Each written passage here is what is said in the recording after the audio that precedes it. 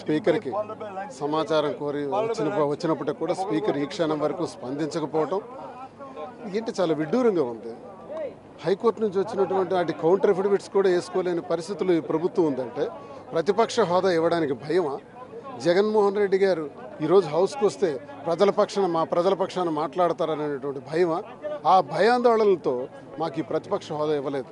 ప్రతిపక్ష హోదా ఇస్తేనే మేము జగన్మోహన్ రెడ్డి గారు హౌస్కి రావడం అనేది నిర్ణయించడం జరుగుతుందని మీకు ఈ సందర్భంగా తెలియజేస్తాం. సార్, అంటే రేపటి నుంచి అసెంబ్లీ సమావేశాలకు హాజరవుతారా లేదా సార్?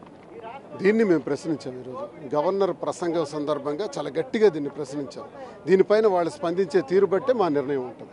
అంటే సార్, వాళ్ళు ఏం చెప్తున్నారంటే 10% అసెంబ్లీలో బలం ఉంటే ప్రతిపక్ష హోదా వస్తుంది, లేకపోతే రాదు కదా అని వాళ్ళు చెప్తున్న నినాదంగా.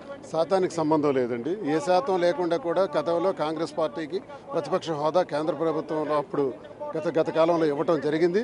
దీనికి ఇంత శాతం ఉండాలని లేదు. ఇప్పుడు ఉన్న పక్షాలన్నీ ఆలోచించుకుంటే అన్ని పక్షాలు కూటమి పక్షంలో ఉన్నాయి. కూటమి పక్షంలో ఉండేటప్పుడు ప్రశ్నించే గొంతు ఒకటి ఉండాలి కదా, ప్రజల పక్షాన్ని మాట్లాడే గొంతు ఉండాలి కదా. ఆ గొంతు 11 స్థానాలతో ఉన్నటువంటి మాకు అవకాశం ఇవ్వాలి. మేము ప్రతిపక్ష హోదా ఎందుకు అడుగుతున్నాం అంటే ప్రతిపక్ష హోదా ఇస్తే కొంత సమయం కేటాయించబడుతుంది. ఆ సమయం కేటాయించినప్పుడు మా ప్రశ్నలు మేము ప్రజా గొంతే మాట్లాడగలమని మేము అడుగుతున్నాం.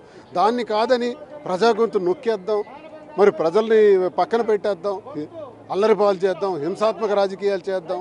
మరి సూపర్ 6 అన్నారు, ఇంతవరకు కూడా ఏది అమలు చేయలేదు. ప్రజలకు మోసం చేశారు. మరి ప్రతి కుటుంబానికి 3 సిలిండర్లు అన్నారు, అది కూడా ఇవ్వలేదు. 1500 రూపాయలు 19 సంవత్సరాల నుంచి 50 సంవత్సరాలు ఉన్నటువంటి ప్రతి మహిళకి ఇస్తామని ఇవ్వలేదు. విత్తనాలు కొనుగోలు లేవు, విత్తనాలు ఎరువులు పురుగు మందులు ఇవ్వలేదు, కొనుగోలు లేవు. సర్వనాశనం చేశారు. రాష్ట్రం అధోగతి పాలైంది. ప్రజల్లో తిరుగుబాటు విపరీతంగా వచ్చింది. మరి ఆ ప్రజా గొంతు ఇక్కడ వినిపిద్దామంటే మాకు అవకాశం లేకపోతే ఇది దౌర్భాగ్యమైనటువంటి ప్రభుత్వం. శాసన మండలిలో వైసీపీ హాజరవుతుంది, శాసనసభకు హాజరు కాలేదు. సో దీన్ని ఎట్లా తీసుకో? స్పీకర్ స్పందించాలి. ఈరోజు స్పీకర్ కానీ డిప్యూటీ స్పీకర్ కానీ ఇష్టానుసారం మాట్లాడుతున్నారు. వాళ్ళు దీనిపైన స్పందిస్తారా లేదని సూటిగా నేను ప్రశ్నిస్తున్నాను. శాసనసభ పక్షంలో శాసనసభలో ప్రతిపక్షంగా హాజరవ్వాలంటే మాకు ఈ హోదా ఇవ్వాలి. ఇస్తారా ఇవ్వరా? ఇది ప్రశ్నించడానికి వచ్చాం. మళ్ళీ మా నాయకుడు సమక్షంలో మేమందరం కూడా ప్రశ్నించాం. దీనిపైన రేపు వాళ్ళు ఏం స్పందిస్తారో చూస్తాం.